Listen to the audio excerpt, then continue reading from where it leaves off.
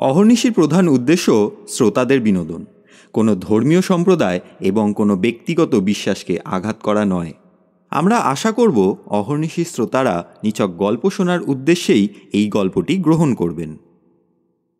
মদ্যপান, ধূমপান এবং মাদক সেবন স্বাস্থ্যের জন্য ক্ষতিকারক।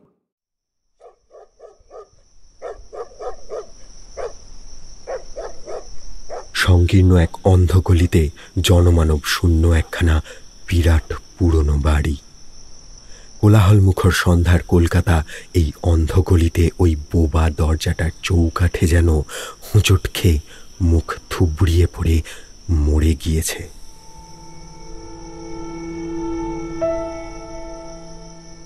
বাড়িখানা দোতলা, নিচের ঘরে কেউ থাকে না। উপরে যদি বা কেউ থাকে তাকে বাইরে থেকে দেখা যায় না। দোতলার ভিতর দিকে একখানা সুসজ্জিত হলঘর।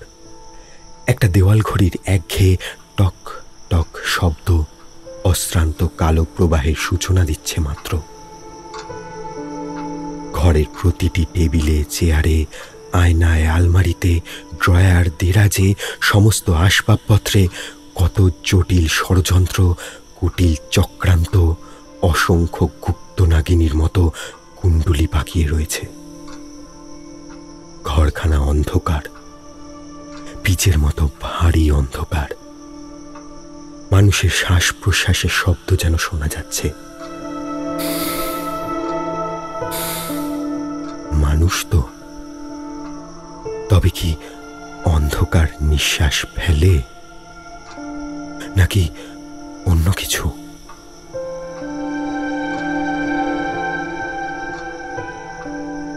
মেঝের উপর একটু খস করে জুতোর শব্দ হলো। আচম্বিতে সুইচ টেপার শব্দের সঙ্গেই বিজলি আলো সমস্ত ঘরটাকে যেন একটা ঝাঁকুনি দিয়ে মূর্ছা ভেঙে দিল। চোখ মেলতেই দেখা গেল উৎকণ্ঠিত চিন্তায় ভ্রুযুগল সংকুচিত করে একটা লোক দেওয়াল ঘড়ির দিকে তাকালো এবং দৃঢ় নিবদ্ধ চিবুকের মধ্যে থেকে চাপা নিঃশ্বাসে একটা গম্ভীর শব্দ করে রেডিওর চাবিটার দিকে হাত বাড়ালো। বোবা বাড়িটা চমকে উঠে রেডিওর কথায় মুখর হয়ে উঠল।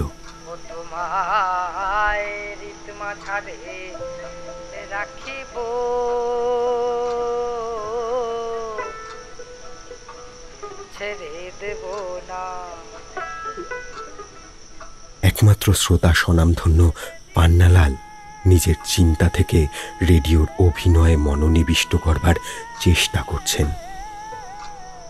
রেডিওর হাহাকার শ্রোতা পান্নালালের কানে যেন প্রবেশও করছে না। তার মুখে উদ্বিগ্নতার ছায়া। কোনো বন্য চিন্তা ঝোড়ো পাখার ঝাপটা মেরে মেরে যাচ্ছে তার মনে।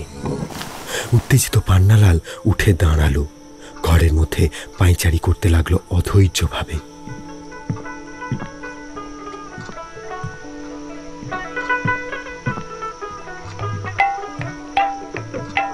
বন্ধ জানালার খড়খড়ি খুলে বাইরে একবার অস্থির ও ঔৎসুক্যে কি নিরীক্ষণ করল। তারপর আবার গিয়ে বসে পড়ল। পাশে রেডিওতে তেমনই শোনা যাচ্ছে,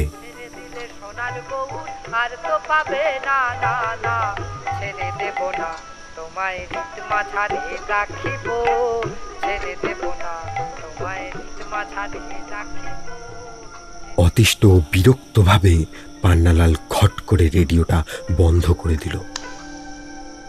আপন মনেই বলল, ধ্যাত, এই মরা কান্নার ভালো লাগে না। কখন যে আসবে। ভালোই ভালোই নীলাটা হাতে পেলেই। নীলা, একটি মাত্র নীলা। বলতে বলতে পান্নালাল কেমন যেন বিমর্ষ, বিহ্বল হয়ে যায়। কোনো সুদূর দুর্গম বিভীষিকার মধ্যে যেন তার উৎকণ্ঠিত কল্পনা অভিযান করে।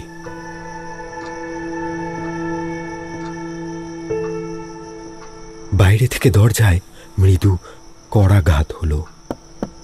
সঙ্গে সঙ্গে পান্নালাল শিকারী বিড়ালের মতো সতর্ক তৎপর হয়ে উঠল। চোখ দুটো তার দপদপ করে জ্বলছে। কে? আগন্তুকের উত্তর শোনা গেল। আমি সোহনলাল হে। পান্নালাল স্বস্তির নিঃশ্বাস ফেলল। ও তুমি ভিতরে এসো।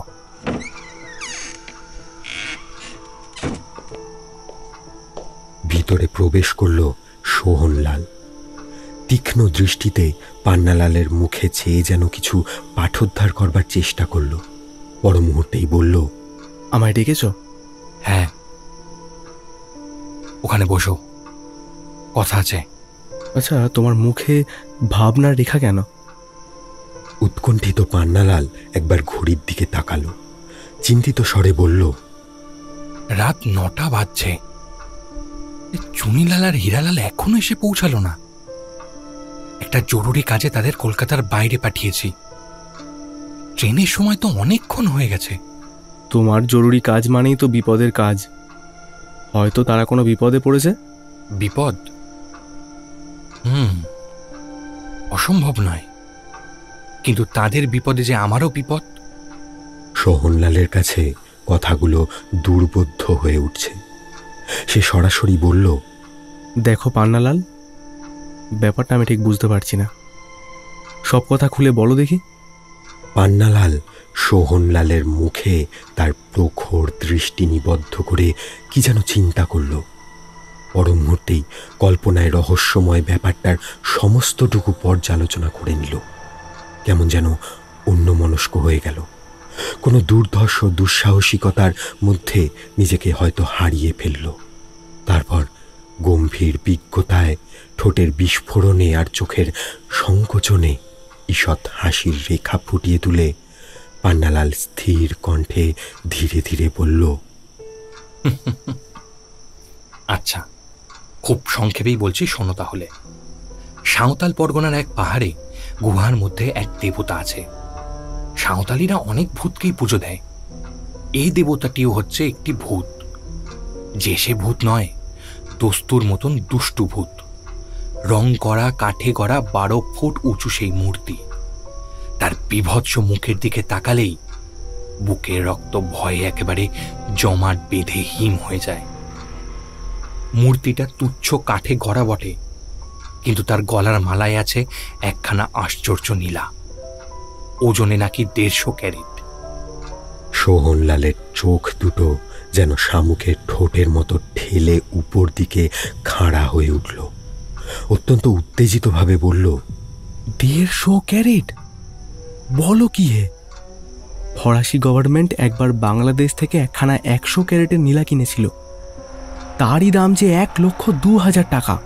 তাহলে এই নীলাখানার দাম কত হবে আন্দাজ করে দেখো। কিন্তু এই গরিব সাঁওতালিরা এত দামে নীলা কোত্থেকে পেলে? তা কেউ জানে না। ওই ভূত দেবতাটি হচ্ছে অতি প্রাচীন ভূত। বয়স তার 300 বছর হবে। সাঁওতালিদের বিশ্বাস তাদের দেবতা ওই নীলা নিয়ে পরলোক থেকে ইহলোকে অবতীর্ণ হয়েছে। অবশ্য নীলাখানার কথা তারা কারুর কাছে প্রকাশ করে না। দৈব গতিকে আমি জানতে পেরেছি। বুঝেছি, রতন এই রতন চেনে। জানতে পেরেই নীলাখানা চুরি করবার জন্য চুনিলাল আর হীরালালকে পাঠিয়ে দিয়েছ। হ্যাঁ হ্যাঁ, ঠিকই ধরেছ, ওদেরই পাঠিয়েছি। এইসব কাজে ওরা দুজন কিরকম ওস্তাদ সেটা তো তুমি জানো। হ্যাঁ হ্যাঁ হ্যাঁ, তা আর জানি নে, জানি বই কি। তারাই তো তোমার ডান হাত বা হাত। তাদের দৌলতেই তো কলকাতার পথে পথে তোমার 4 মোটর ছোটাছুটি করে, আর তোমার দরজায় মো সাহেবের ভিড় হয়। ঘাড় নাড়তে নাড়তে পান্নালাল সংশোধন করল, তোমার কথা ঠিক হলো না সোহনলাল। তারা আমার সৈন্য, আমি তাদের সেনাপতি। বুদ্ধি যোগাই আমি। হ্যাঁ, সে কথা নয় সত্য, কিন্তু পান্নালাল, এখন প্রশ্ন হচ্ছে চুনিলাল আর হীরালাল সেই নীলাখানা চুরি করবে কেমন করে? সাঁওতালিরা অমন বহুমূল্য রত্ন তো অরক্ষিত অবস্থায় পথে ফেলে রাখবে না। হ্যাঁ সোহনলাল, নীলাখানা বেওয়ারিশ মালের মতন প্রায় অরক্ষিত অবস্থাতেই আছে। সাঁওতালিদের ভেতরেও হয়তো লোভী লোকের অভাব নেই, কিন্তু ওই ভুতুরে দেবতাকে তারা ভয় করে জমের মতন।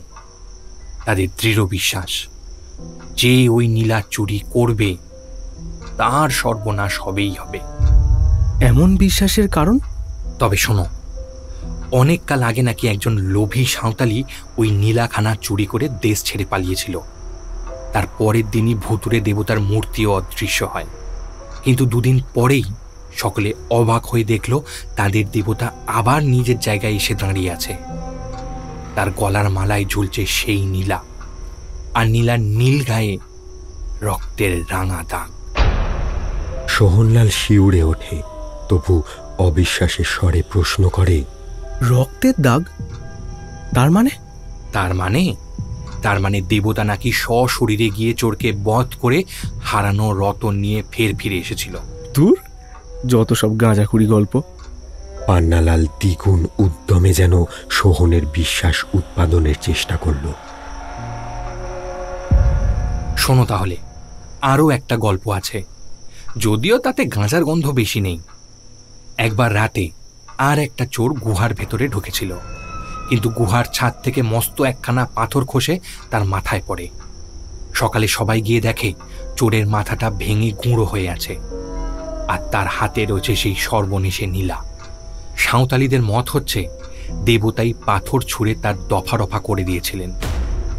এই ধরনের গল্পে সোহনলালের বিরক্তি একেবারে উগ্র হয়ে ওঠে। অবিশ্বাস্য বক্তব্য থেকে সে বক্তার উপরেই যেন বিশ্বাস হারায়।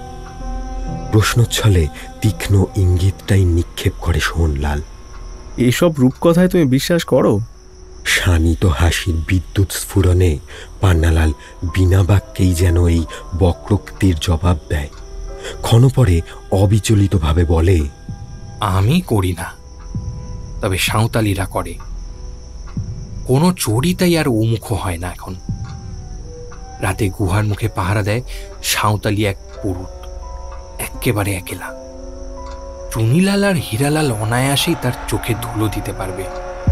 এতক্ষণে নীলার প্রসঙ্গে একরকম নিরুৎসাহ প্রকাশ করেই সোহনলাল যেন অন্য কাজের কথায় তৎপর হয়ে উঠে বলে, সব তো বুঝলুম, কিন্তু তুমি হঠাৎ আমাকে কেন স্মরণ করেছ? তুমি একে জহুরি, তার উপরে চোরাই মাল বিক্রি করতে ওস্তাদ। তুমি ছাড়া যে আমার গতি নেই। ওস্তাদ ব্যবসাদার সোহনলাল, বাজ পাখির মতো কোনো সুযোগই সে হারাতে দেয় না। প্রখর তৎপরতায় যেন পান্নালালের প্রস্তাবে একটা ছোঁ মেরে প্রশ্ন করে, আচ্ছা ধরো নীলাখানা যদি আমি 1.5 লাখ টাকায় বেচে দিতে পারি, তাহলে আমার কি পাওনা হবে? 10%। মোটে 15,000 টাকা? তা হয় না। এসব কাজে পদে পদে বিপদ। আমি 25,000 টাকা চাই। সোহনলাল, সেসব কথা যথা সময়ে হবে। গাছে কাঁঠাল গোফে তেল দাও কেন বলো তো? আগে চুনিলাল আর হীরালালকে আসতে দাও। সোহনলালের লাভ করার লোভ তার ব্যবসাদারি সতর্ককেও ছাড়িয়ে গেছে। হুঁশিয়ার পান্নালালের কাছে তা উলঙ্গ নির্লজ্জতায় প্রকাশ হয়ে পড়লেও পান্নালালের ভর্ৎসনায় সে লজ্জাবোধ করে না, বরং সপ্রতিভভাবে যেন পান্নালালের নীলাপ্রাপ্তির সম্ভাবনাকেই অভিসম্পাত করেই জানায়, কিন্তু তারা কি আর আসবে? হয় তারা নীলা নিয়ে উধাও হয়েছে, নয় কোনো বিপদে পড়েছে। ঈষৎ উৎকর্ণ হয়েই হঠাৎ পান্নালাল উল্লাস ভরে বলে ওঠে, হুররে! তোমার দুটো অনুমানের একটাও সত্যি নয়। সিঁড়ির উপরে আমি হীরালালের পায়ের শব্দ শুনতে পেয়েছি। জয় মা কালী, জয় মা, জয় মা। অতি দ্রুত পায়ের শব্দ সিঁড়ি দিয়ে উঠে আসছে। ধনুকের ছেঁড়া ছিলার মতো পান্নালাল চেয়ার থেকে উৎক্ষিপ্ত হয়ে দরজার দিকে যেন ছিটকে এলো। বাইরে থেকে দড়াম করে ঘরের দরজাটা খুলে গেল। ঝড়ের ঝাপটার মতো আছড়ে পড়ল হীরালাল পান্নালালের পায়ের কাছে। পান্নালাল ও সোহনলাল তাকে ধরে তুলতে গেল। ভয়ার্ত বিস্ফারিত চোখ দুটো কপালে তুলে কোনো রকমে উচ্চারণ করল হীরালাল, পান্নাবাবু, জল জল।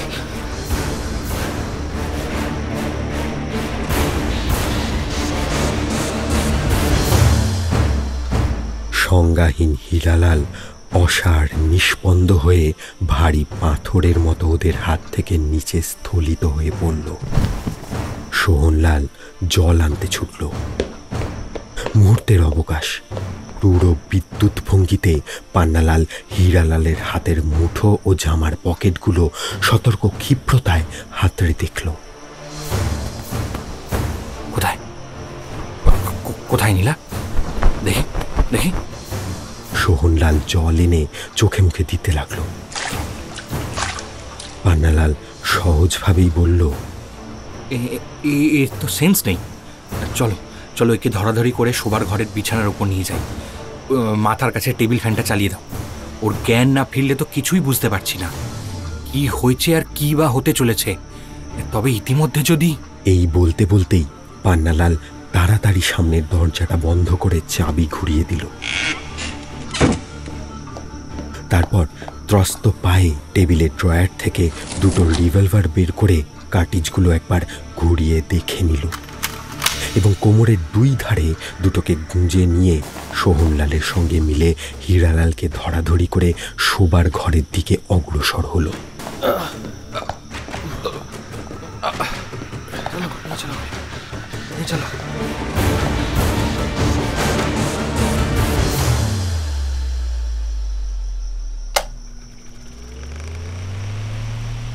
শোবার ঘরখানি অপেক্ষাকৃত ছোট। বিছানায় পড়ে রয়েছে হীরালাল, আতঙ্কচ্ছন্ন, জ্ঞানহীন। বনবন করে তার শিয়রে ঘুরছে ইলেকট্রিক ফ্যান। হীরালালের চেতনার প্রতীক্ষায় তার দুই পাশে দুই চেয়ারে বসে রয়েছে নির্বাক পান্নালাল ও সোহনলাল। মুখে চোখে তাদের একই উদ্বেগের কালো ছায়া। অবশেষে হীরালাল চোখ মেলে চাইল। দৃষ্টিহীন চাহনি। কোনো অদৃশ্য আতঙ্কের ভ্যাম্পায়ার যেন শরীরের সমস্ত রক্তটুকু শুষে নিয়ে তাকে একেবারে শুকনো ফ্যাকাশে করে ফেলে গেছে। তার সম্পূর্ণ চেতনা ফিরতেই সে আবার অস্থির হয়ে উঠল। কোনো কড়াল নিয়তি তাকে যেন আবার অনুসরণ করেছে। পলায়নে পঙ্গু সে, অসহায়ভাবে ঘন ঘন হাঁপাতে লাগল। নিজের পারিপার্শ্বিক অবস্থান সে একবার দেখে নিল এবং একটু আশ্বস্ত হয়ে হাঁপাতে হাঁপাতে বলে উঠল, পান্না বাবু। কি ব্যাপার হীরালাল, আবার হাঁপাচ্ছ কেন?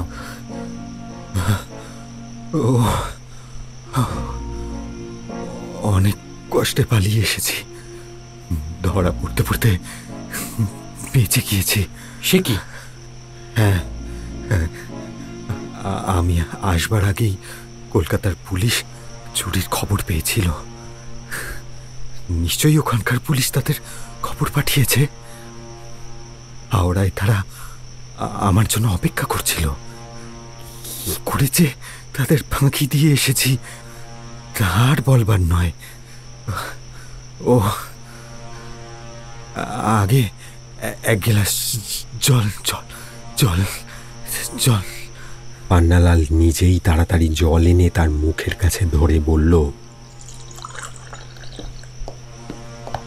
এনাও এনাও এনাও এনাও, তুমি আগে এক গ্লাস জল খাও।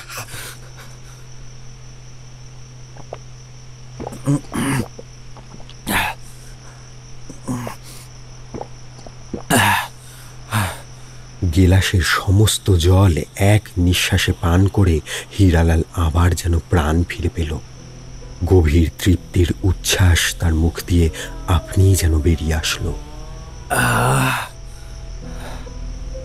বাঁচলুম, যা তেষ্টা পেয়েছিল। পান্নালাল যথেষ্ট অপেক্ষা করেছে। হীরালালের জামার পকেটে নীলা নেই সে দেখেছে, তবে কি নীলা চুনিলালের কাছে আছে? কিন্তু চুনিলালও তো আসেনি। আসল সংবাদ এখনো সবই রহস্যময়। হীরালাল জল পান করে বিছানার উপরে উঠে বসল।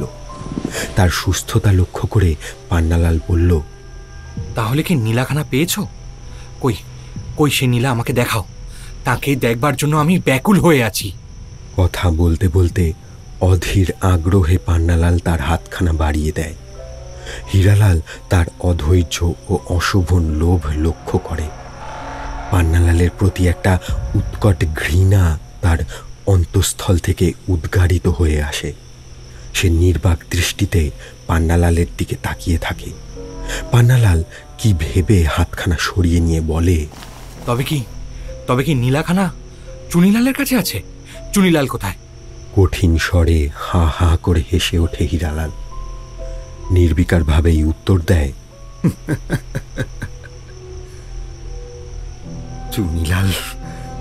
চুনিলাল এখন কোথায় আছে জানি না। জানো না? না পান্না বাবু, স্বর্গের দরজা তো সে আর খোলা পাবে না। হয়তো এতক্ষণে সে নরকের দিকে যাত্রা করেছে। হীরালাল, আমি হেয়ালি ভালোবাসি না। আমি আগে জানতে চাই নীলাখানা পেয়েছো কিনা। হ্যাঁ, পেয়েছি পান্না বাবু, পেয়েছি। ও, পেয়েছো? বাবা, তাহলে এবার সব খুলে বলো। শুনুন তবে, কাল অমাবস্যার রাত গেছে। ঘুটঘুটে অন্ধকারে গা ঢেকে আমরা দুজনে গুহার দরজার কাছে গেলুম। চারদিক একেবারে নিঝুম, গাছের পাতারা পর্যন্ত নিঃসার। তারই মধ্যে শোনা যাচ্ছে কেবল গুহার দরজায় সাঁওতালি পুরুষদের নাক ডাকার আওয়াজ।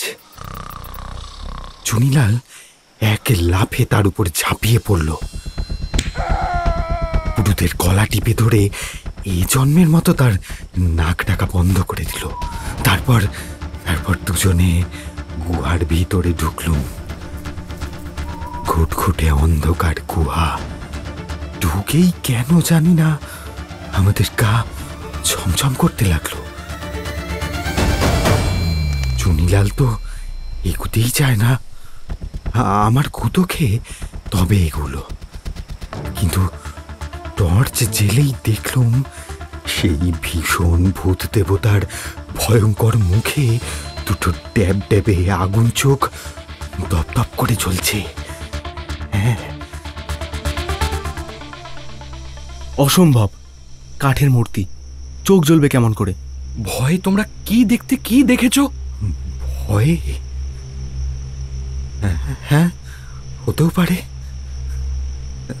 তারপর শুনুন, বেজায় উঁচু সেই মূর্তিটা, তার গলা আমাদের নাগালের বাইরে। চুনিলাল ভয়ে কাঁপতে কাঁপতে আমার কাঁধের উপরে চড়ে মূর্তির গলার হাড় থেকে কোনো রকমে নীলাখানা ছিঁড়ে নিল। কিন্তু পর মুহূর্তেই ভয়ানক চেঁচিয়ে উঠে আমার কাঁধ থেকে ঠিকরে পড়ে গেল। টর্চের আলো ফেলে দেখি চুনিলাল মাটির উপরে পড়ে ছটফট করছে, আর তার পাশে পড়ে রয়েছে নীলাখানা। মূর্তির দিকে তাকিয়ে দেখি তার গা বেয়ে মস্ত একটা সাপ ফুঁস ফুঁস করতে করতে নেমে আসছে। আমি আর দাঁড়ালুম না, নীলাখানা তুলে নিয়ে তীরের মতন ছুটে পালিয়ে এলুম।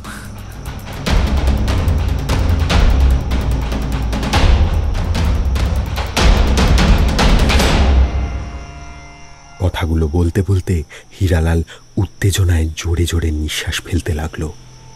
এক দৃষ্টে সে পান্না ও সোহনলালের দিকে তাকিয়ে রইল। চোখের সামনে সেই ভয়াবহ দৃশ্যের পুনরাভিনয় যেন ভেসে ভেসে উঠছে তার। দীর্ঘ একটা নিঃশ্বাস ফেলে বলে উঠল, নরকে যাক চুনিলাল। সে নীলাখানা কোথায়? এখনই দাও সেই নীলা আমার হাতে। আমি তাকে এখনই চাই। কোঁচার খুঁটে বাঁধা ছিল নীলাখানা, পেটের কাছে অতি সাবধানে গোজা। সেটা খুলতে খুলতেই বলল হীরালাল,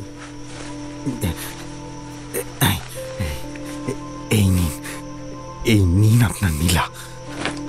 হীরালালের হাত থেকে একরকম ছোঁ মেরে নীলাখানা নিয়ে পান্নালাল নীরবে অনেকক্ষণ ধরে উল্টে পাল্টে দেখতে লাগলো। দেখতে দেখতে কেমন যেন হয়ে গেল পান্নালাল। সে ভুলে গেল সকল উত্তেজনা, সমস্ত আতঙ্ক, বিভীষিকা। হীরালালের বীভৎস কাহিনী তার কাছে স্বপ্নে শোনা গল্প হয়ে গিয়েছে। চুনিলালের মৃত্যু, হীরালালের পিছনে পুলিশের অনুসরণ, এই বাড়িতে বেশিক্ষণ অবস্থানে তাদের আসন্ন বিপদের সম্ভাব্যতা, এই সমস্ত ব্যাপারে সে বিস্মৃত। অপলক আবিষ্ট নেত্রে সে চেয়ে থাকে নীলাখানার দিকে। এই কি নীলার সম্মোহন? এই মোহের পথেই কি নীলা ডেকে আনে সর্বনাশ মানুষের লোভী জীবনে? কে জানে। সোহনলাল আগ্রহ সহকারে ঝুঁকে পড়ে দেখছিল নীলাখানা। মুগ্ধ স্বরে উচ্ছ্বসিত হয়ে ওঠে সে। আশ্চর্য, আশ্চর্য নীলা, এর কোনো তুলনা নেই। পান্নালাল আর চোখ ফেরাতে পারে না। কি এক ঐন্দ্রজালিক মায়ার দ্যুতি নীলার নীল অঙ্গে দুলে দুলে উঠছে। পান্নালালের গলা দিয়ে যেন অন্য কেউ কথা বলল। নীলার সৌন্দর্যে আচ্ছন্ন হয়ে পরিপূর্ণ অভিভূত আবেগে এসে বলে উঠল, আহা, আশ্চর্যই বটে। নীল পদ্ম, নীল আকাশ, নীল সাগরের রং এর কাছে ম্লান হয়ে যায়। ওস্তাদ ব্যবসাদার সোহনলাল স্বাভাবিকতায় ফিরে আসে এবং বলে, তোমার কবিত্ব রাখো তো পান্নালাল, নীলাখানা আমার হাতে দাও, পরীক্ষা করে দেখি ওর দাম কত হতে পারে। মোহগ্রস্ত আবিষ্ট পান্নালাল যেন উন্মাদ অপত্য স্নেহে নীলাখানা বুকে চেপে ধরে বলে, এ নীলা আমার আর বেচবার ইচ্ছা নেই। সোহনলাল ও হীরালাল উভয়ই বিস্ময় বিস্ফারিত নেত্রে চেয়ে থাকে। পান্নালালের খ্যাপাটে কথাটা যেন অনুধাবন করবার চেষ্টা করে। স্থির সংকল্প পান্নালাল দৃঢ় চিবুক সংবদ্ধ করে বজ্র মুষ্টিতে নীলাখানা চেপে ধরে ওদের দিকে সেনাপতির আদেশের ভঙ্গিতে শানিত দৃষ্টি নিক্ষেপ করে। সে কি, আমার 25,000 টাকা মাঠে মারা যাবে? কিন্তু ও নীলা না বেচলে আমার টাকা দেবে কে? ওর জন্য চুনিলাল মরেছে, আমিও জমির দরজা থেকে ফিরে এসেছি। তোমাকে না হয় 3,000 টাকা বকশিস দেব। 3,000 টাকা? ও নীলার দাম কত হবে সোহনলাল বাবু? 1.5 লাখও হতে পারে। আমি পাবো 3,000 টাকা? হ্যাঁ, পান্না বাবুর দয়ার সীমা নেই। পান্না, ও নীলা কিন্তু তোমাকে বেচতে হবেই। আমাকে না হয় 15,000 টাকাই দিও। পান্নালাল ওদের কথায় যেন কানই দেয় না। ক্রমেই তার অন্তরের তলদেশ থেকে সমস্ত চিন্তা সংকল্প, দেহের প্রতিটি স্নায়ুতন্ত্রী সমস্তই কঠিন থেকে কঠিনতর হয়ে এক অদ্ভুত পৈশাচিক নির্মমতায় যেন রূপান্তর গ্রহণ করে। তবু নিজেকে সম্বরণ করে পান্নালাল। দৃঢ় গাম্ভীর্যে সে উঠে দরজার দিকে অগ্রসর হয়।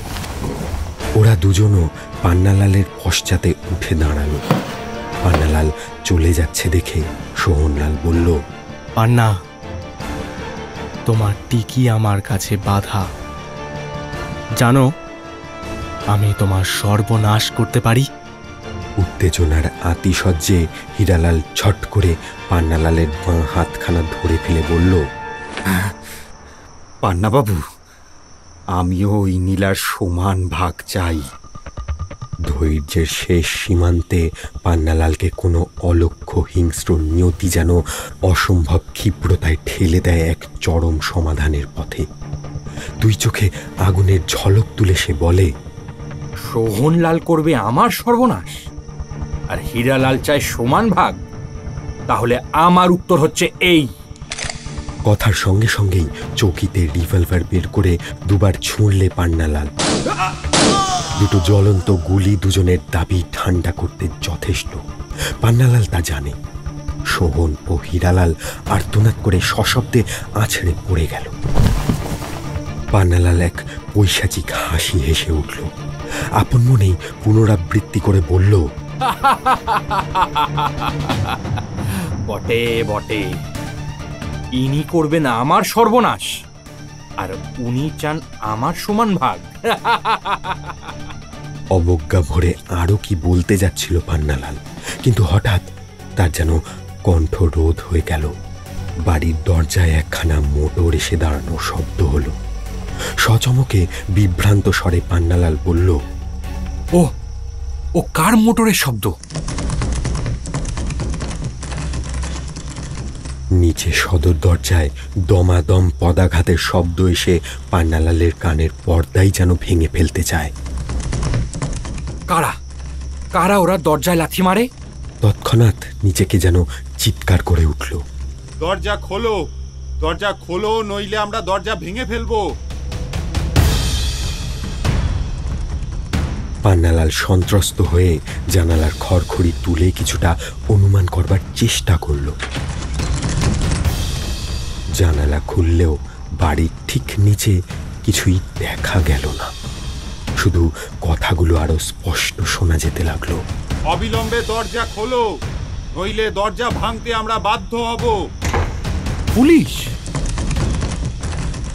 সদর দরজায় পদাঘাতের পর পদাঘাত, আর সেই সঙ্গে পান্নালালের চেতনার উপরে যেন কেমন একটা ভারী বিভ্রান্তির প্রলেপকে লেপে দিচ্ছে।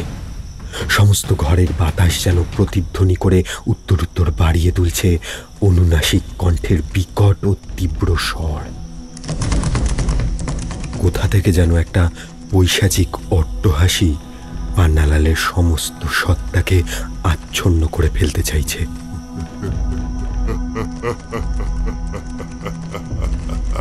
উদ্ভ্রান্ত স্বরে সে চিৎকার করে উঠল, ওকে ও কে অমন করে হাসছে?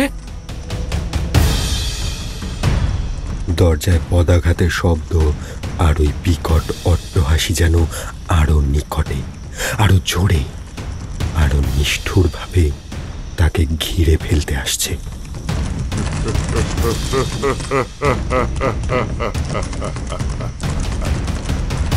পান্নালাল ছিটকে বাড়ির ভিতর দিকে দরজা দিয়ে ঊর্ধ্বশ্বাসে সেই ঘর থেকে বের হয়ে গেল।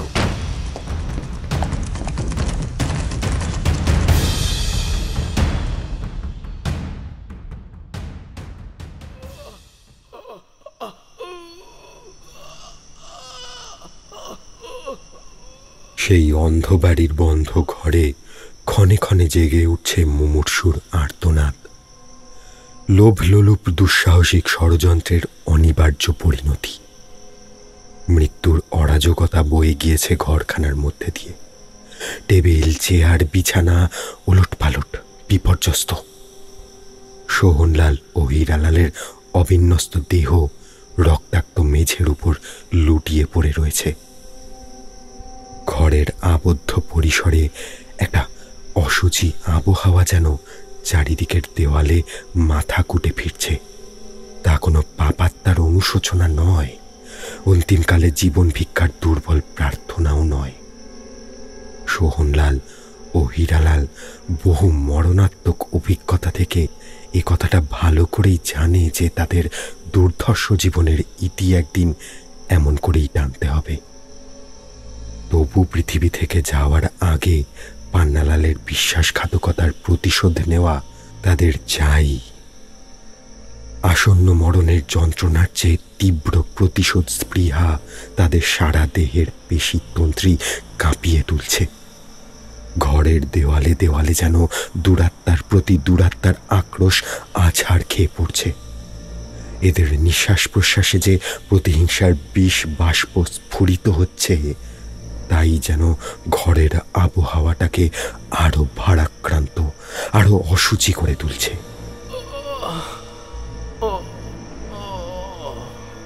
সোহনলালের দেহকুণ্ডলীর ভিতর থেকে একটা অস্ফুট গোঙানি যেন কোনো অদৃশ্য সর্বশক্তিমান বিচারকের কাছে নালিশ জানাচ্ছে। মানুষের কানে তার কোনো অর্থ ধরা পড়ে না, তবু ভাবটা বোঝা যায়। ইহজগতের মেয়াদি আয়ু তার পূর্ণ হয়ে এলো। প্রতিহিংসা বুঝি আর এখানে নেওয়া সময় হবে না।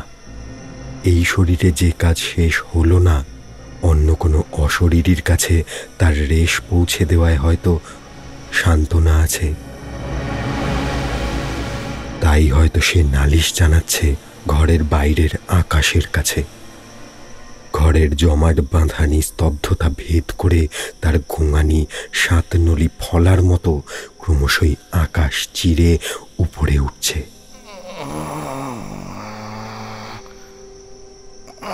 ওদিকে সদর দরজায় তেমনি দমাদম আওয়াজ হচ্ছে, আর মাঝে মাঝে যেন পাহাড়ের পাঁজরা ফাটিয়ে বিকট শব্দে ফেটে পড়ছে একটা অট্টহাসি।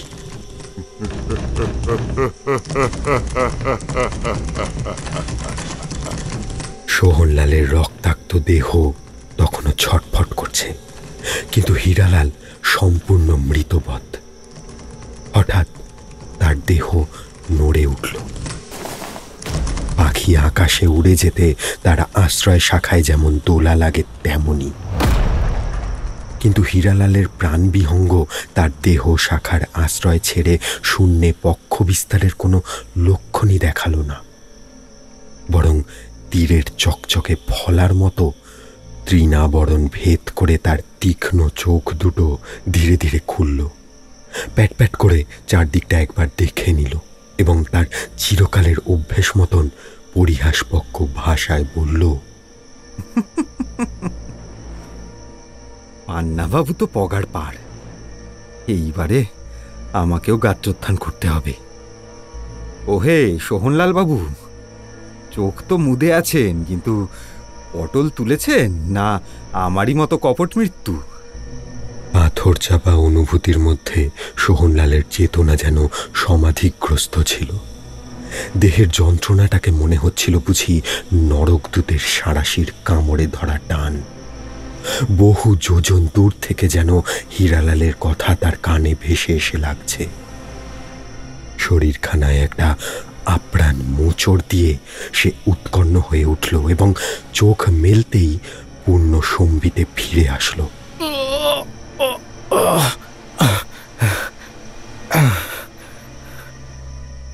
হীরালাল, আমার আমার আর কোনো আশাই নেই। আমার আমার আমার আঘাত আমার আঘাত সাংঘাতিক। কিন্তু পান্নালাল বাবুর গুলিতে আহত হয়েছে কেবল আমার পাঞ্জাবির হাতা। এই যে দেখুন দেখুন, তার চোখে ধুলো দেওয়ার জন্যই এতক্ষণ আমি মরার মতো পড়েছিলাম। কিছুক্ষণ নিষ্পন্দ থেকেই আবার মাথা তুলল সোহনলাল, আহত সাপের ফনা তোলার মতো। লাল চোখ দুটো ঠিকরে দিয়ে কাটা কাটা ভাষায় ফাটা ফাটা আওয়াজ তুলে বলল, কিন্তু কিন্তু শয়তান পান নাকি পালাতে পালাতে পারবে? খুব পারবে।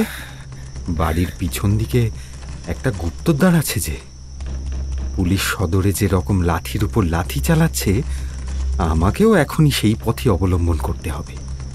হীরালাল আহত নয়, সে তার পুনর্জীবন নিয়ে এখনো নিরাপদ হতে পারে এই সংবাদে সোহনলাল অস্বাভাবিকভাবে আশ্বস্ত হয়ে উঠল। বহু কষ্টে গাত্রোত্থান করে অসহায়ভাবে অনুরোধ জানালো, না না হীরালাল, যেও না যেও না যেও না।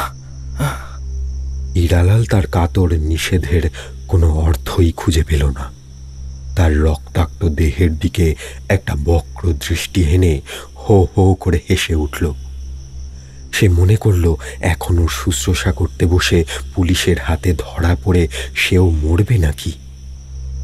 সে টেবিলের কাছে গিয়ে একখানা কাগজ টেনে নিল। সোহনলাল আবার কাকুতি জানালো, না, এখনই এখনই যেও না হীরালাল।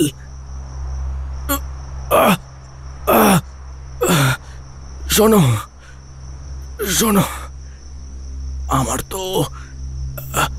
আমার তো শিয়রে মৃত্যু, কিন্তু কিন্তু মরবার আগে আমি শুনে যেতে চাই।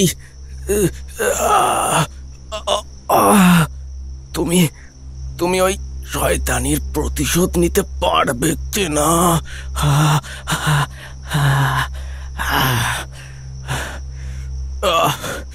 চুপ চুপ করে রইলে কেন হীরালাল? আরে কাগজে কি লিখছো?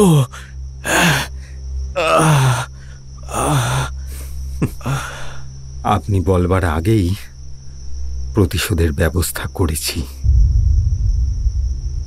এতক্ষণে হীরালাল বুঝতে পারল কেন সোহনলাল তাকে ছাড়তে চাইছে না। এতক্ষণে যেন সোহনের প্রতি তার অনুকম্পা হলো, শ্রদ্ধা জাগল। মৃত্যু যন্ত্রণাও এদের যদি বা সহ্য হয়, প্রতিহিংসা চরিতার্থ না হওয়ার জ্বালা বুঝি একেবারেই অসহ্য। সোহনলালের কাছে একখানা চেয়ার টেনে নিয়ে সে একটু বসে, সতর্কভাবে খেয়াল রাখে বাইরে পুলিশের দরজা ভাঙার আওয়াজ। অস্থিরভাবে তাকে বলে, হীরালাল, আমার আমার চোখে চারিদিক ঝাপসা হয়ে আসছে। শীঘ্র বলো, কি ব্যবস্থা করছো? কি ব্যবস্থা? শুনুন তবে, পান্নাবাবু নিশ্চয়ই তার স্ত্রীর কাছে গেছেন। কাগজে সেই ঠিকানা লিখে পুলিশের জন্য টেবিলের উপরে রেখে গেলুম। এই ঠিকানা আমি ছাড়া আর কেউ জানে না। সোহনলালের যন্ত্রণা কাতর মুখেও যেন হাসি ফুটে ওঠে, কিন্তু নিমেষেই ভুরু কুচকিয়ে তৎক্ষণাৎ জিজ্ঞাসা করে, কিন্তু কিন্তু সে যদি সেখানে না যায়? তাহলে তার বরাত ভালো। অদৃষ্টের বিরুদ্ধে আমি তো আর লড়তে পারবো না। সোহনলাল একটা দীর্ঘশ্বাস ফেলে। পর মুহূর্তেই আতঙ্কস্ফীত চোখ দুটোকে হীরালালের দিকে তুলে ধরে প্রশ্ন করে, কিন্তু কিন্তু হীরালাল, তুমি শুনেছ কি? সেই সেই ভয়ানক হাসি? হ্যাঁ, শুনেছি। বোধহয় পুলিশের কেউ হেসেছে। সোহনের গলার স্বর কেঁপে কেঁপে যায়। না না হীরালাল, সে হাসি, সে হাসি মানুষের নয়। তাহলে যমদূত বোধহয় আপনাকে অভ্যর্থনা করতে এসেছেন। সোহনলাল যন্ত্রণা চেপে এতক্ষণে জোরে জোরে শ্বাস ফেলছিল। তার যে জীবন, তাতে মৃত্যুর সময় কারো সহানুভূতি বা অশ্রুজ্জল সে কামনা করতে পারে না, করেও না। তবু হীরালালের কথায় তার বুকের কোথায় বুঝি একটু আঘাত লাগলো। অতি কষ্টে হাঁপাতে হাঁপাতে সে বলল, হীরালাল, প্রাণ চায়, আমার প্রাণটা চায়। মরবার সময় তুমি আমাকে ভয় দেখাচ্ছ না ঠাট্টা করছো? আরে, ঠাট্টা করছি সোহনলাল বাবু। আমাদের কাছে জীবন আর মরণ দুই যে মস্ত বড় ঠাট্টা। যে ব্যবসা ধরেছি, আমাকেও যে এইভাবেই মরতে হবে, কিন্তু সেদিন আমি হাসতে হাসতেই মরব। জীবন আর মরণ দুই যাদের কাছে মস্ত বড় ঠাট্টা, তারাই পারে অকাতরে জীবনের রাশ আলগা করে দিতে। সুপথে অথবা কুপথে মাঝে যদি থাকে কোথাও মরণের খাদ, তা তারা লাফিয়ে পারও হতে পারে, অথবা তাতে চিরকালের সমাধি রচনাও করতে পারে। হীরালালের দুর্ধর্ষ দস্যু জীবনে এইখানেই মনে হয় তার সত্যোপলব্ধি আছে। পরিণাম না ভেবে পথে সে আসেনি। মৃত্যুর আশঙ্কা তার চলার পথে বহুবার মাথা তুলে দাঁড়িয়েছে। সে তার সতর্ক উপস্থিত বুদ্ধিতে বারে বারেই এড়িয়ে এসেছে, আর মনে মনে হেসেছে জীবনের প্রতি, মৃত্যুর প্রতি পরিহাসের হাসি। তাই হীরালাল যখন বলে সে হাসতে হাসতেই মরবে, তখন মনে হয় না সে কিছু বাড়িয়ে বলছে।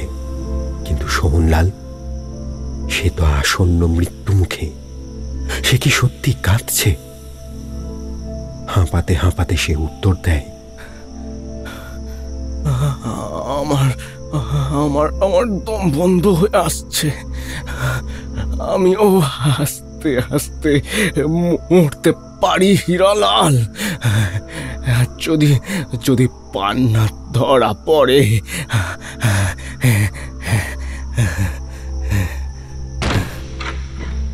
বাইরে হুড়মুড় করে একটা আওয়াজ হলো। চমক ভেঙে হীরালাল বলল, ওই ওই সদর দরজা ভেঙে পড়ল। আপনি এখন মরুন, আমি এখন পালাই। পরে নরকে আরেকদিন দেখা হবে। দ্রুত পদশব্দ তুলে প্রস্থান করল হীরালাল। বাড়ির কোথায় গুপ্তদ্বার আছে সেই দিকে। ভগবান, হে ঈশ্বর, আর আর কয়েকটা মুহূর্ত বাঁচতে চাই। হে ভগবান!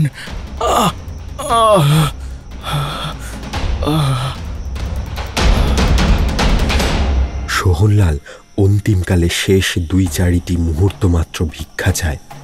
অন্তত পুলিশের লোক তার ঘরে না আসা পর্যন্ত তার যেন নিঃশ্বাস বের না হয়। ওই তো সিঁড়ির উপর বহু লোকের ত্রস্ত জুতোর শব্দ সোহনের কানে আসছে। মাত্র কয়েকটি মুহূর্তের আয়ু, সে কি এতই বেশি? সমস্ত চেতনা আচ্ছন্ন করে তার চোখের সামনে বয়ে এলো উজ্জটিকার ঝড়। অন্ধকারের ঢেউয়ের বন্যা নিঃশব্দে ডুবিয়ে দিল তার সামনের টেবিল, চেয়ার, খাট, আয়না।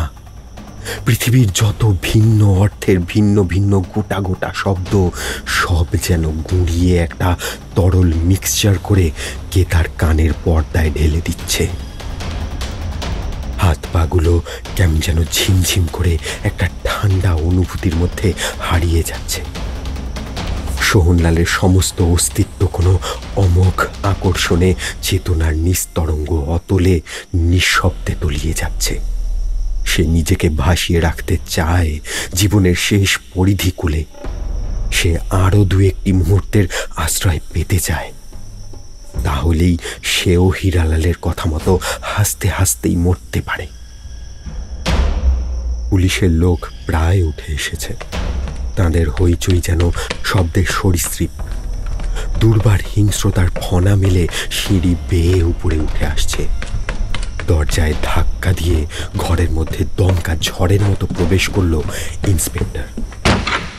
আসার মুখেই যেন ইলেকট্রিকের শকে থমকে গিয়ে সে বলে উঠল, এ কি? ঘরের ভিতর যে রক্তারক্তি কাণ্ড! কে তুমি? কে? নিভে যাওয়ার আগেই বুঝি একবার জ্বলে উঠল সোহনলালের চেতনা। সমস্ত শক্তি কণ্ঠে এনে ক্ষীণ স্বরে সে টেনে টেনে বলল,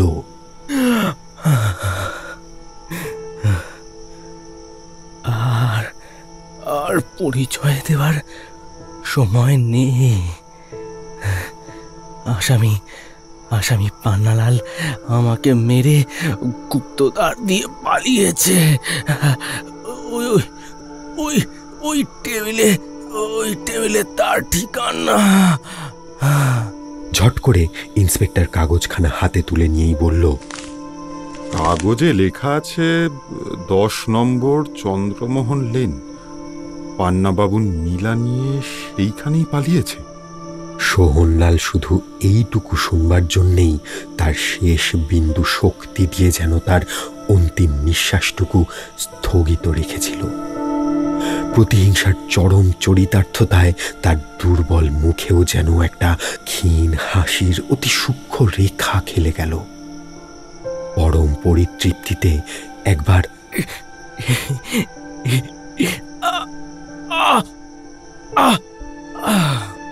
শব্দ করেই সে একেবারে চিরকালের মতো নিষ্পন্দ হয়ে গেল। সাব ইন্সপেক্টর বলল, হ্যাঁ, লোকটা বোধহয় মরে গেল। মরুগে, ভদ্র গুন্ডা। পান্নালালের আড্ডায় সাধু লোক মরতেও আসে না। কলকাতার আরেকটা আপদ দূর হলো, কিন্তু মরবার আগে লোকটা আরো 2-1টা কথা কয়ে গেলেই পারত। হ্যাঁ স্যার, এমন করে মরা বড়ই অন্যায় স্যার। এখন আমরা কি করব? এই আড্ডার মালিক পান্নালালকে জানি, কিন্তু আবার কোথায় তার দেখা পাবো? চলো 10 নম্বর চন্দ্রমোহন লেনে গিয়ে আগে দেখাই যাক না। যাওয়ার আগে পুলিশের দলবল তন্ন তন্ন করে সারা বাড়িখানা তল্লাশি করল, কিন্তু যা তারা খুঁজছে সে বস্তু কোথাও নেই।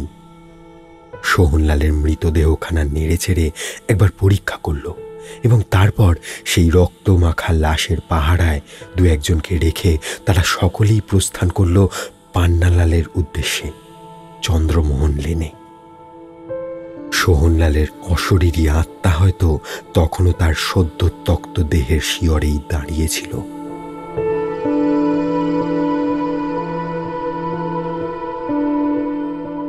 পান্নালাল বিজয় গর্বে আজ ঐশ্বর্যের উচ্চ শিখরে বলা যেতে পারে, তবু সে ভুলতে পারছে না তার দুর্ধর্ষ জীবনের এই প্রথম দুর্বলতার আতঙ্ক। আর কখনো এমন হয়নি। মানুষের বিরুদ্ধে শত শত ষড়যন্ত্র সে বারে বারে সৃষ্টি করেছে। জয় হোক পরাজয় হোক, দুর্বলতা তাকে কোনো দিনও এমন করে ছেয়ে ফেলেনি। নির্মম প্রত্যয়ে সে পদক্ষেপ করে, বারে বারে সে ব্যাহত করেছে তার বিরুদ্ধে প্রতিপক্ষের প্রতিটি অভিযান। আজও সে শেষ পর্যন্ত তাই করল, কিন্তু সে বিজয় গর্বের অনুভূতি আজ তার নেই। এখনো তার মনের দিগন্তে যেন রূঢ় গাম্ভীর্যে আতঙ্কের কালো মেঘ ঘনঘটায় বিদ্যুৎ এনে যাচ্ছে। দুর্বল মস্তিষ্কের বিকারের মতো ক্ষণে ক্ষণে পান্নালাল এখনো শিউরে উঠছে। কানে বাজছে সেই প্রতিধ্বনি, শূন্যতার অট্টহাসির প্রতিধ্বনি।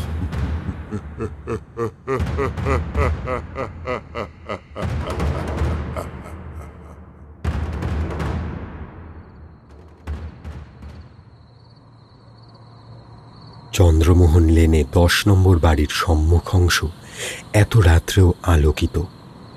সরকারি রাস্তার গ্যাসের আলো এখানে সারা রাত্রি অন্ধকারকে আসতে দেয় না।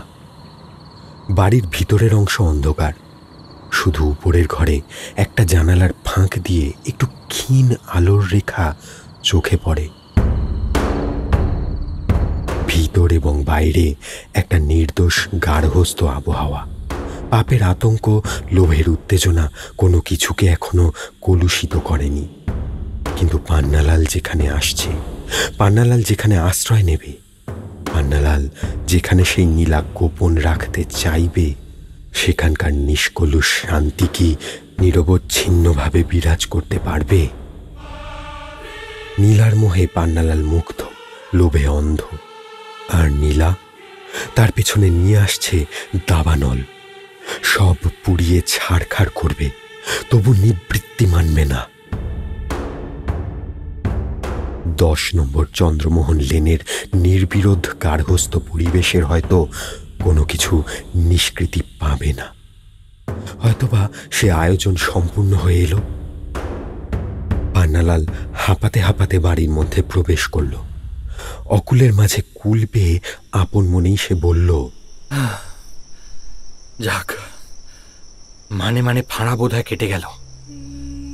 নিজের বাড়িতে এসে পড়েছে, এখানকার ঠিকানা জানে খালি হীরালাল, কিন্তু সে আর কথা কইবে না।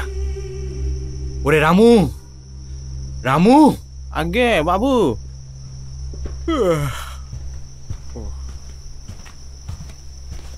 গিন্নিমা কোথায়? ওই তো বাবু, গিন্নিমা শোবার ঘরে। আচ্ছা, ঠিক আছে, তুই একটা কাজ কর, তুই সদর বন্ধ কর।